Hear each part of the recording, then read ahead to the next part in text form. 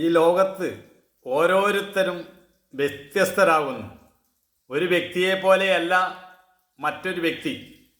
സൃഷ്ടി മുഴുവനും തന്നെ വൈവിധ്യം നിറഞ്ഞതാകുന്നു. വർണ്ണപ്പകിട്ടാർന്ന നിരവധി പുഷ്പങ്ങൾ ഉണ്ടാകുമ്പോഴാണ് അത് ഒരു പൂന്തോപ്പാകുന്നത്. ഓരോ പുഷ്പത്തിനും അതിൻ്റേതായ അഴകും ആകർഷണവുമുണ്ട്. സ്വന്തം വ്യക്തിത്വത്തെ നിരാകരിച്ചുകൊണ്ട് മറ്റൊരു വ്യക്തിയെപ്പോലെ ആയിത്തീരുവാൻ ആഗ്രഹിക്കുമ്പോൾ ജീവിതം മുഴുവൻ സംഘർഷം നിറഞ്ഞതായിത്തീരുന്നു.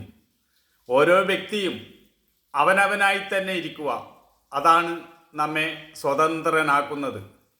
നമ്മുടെ വ്യക്തിത്വത്തെ ജീവസുറ്റതായി തീർക്കണമെങ്കിൽ ഓരോ വ്യക്തിയും സ്വയം പര്യാപ്തനാകണം.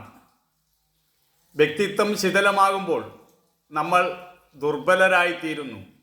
പലരെയും ഭയപ്പെട്ട് ജീവിക്കേണ്ടി വരുന്നു. നമ്മുടെ സ്വന്തം ഗ്രഹണശേഷിയെ ജീവസുറ്റതായി തീർക്കാൻ കഴിയണം. ഓരോരുത്തരും സ്വന്തം കാലിൽ നിൽക്കാൻ പഠിക്കണം. അതാണ് വ്യക്തിത്വത്തിൻ്റെ മഹത്വം.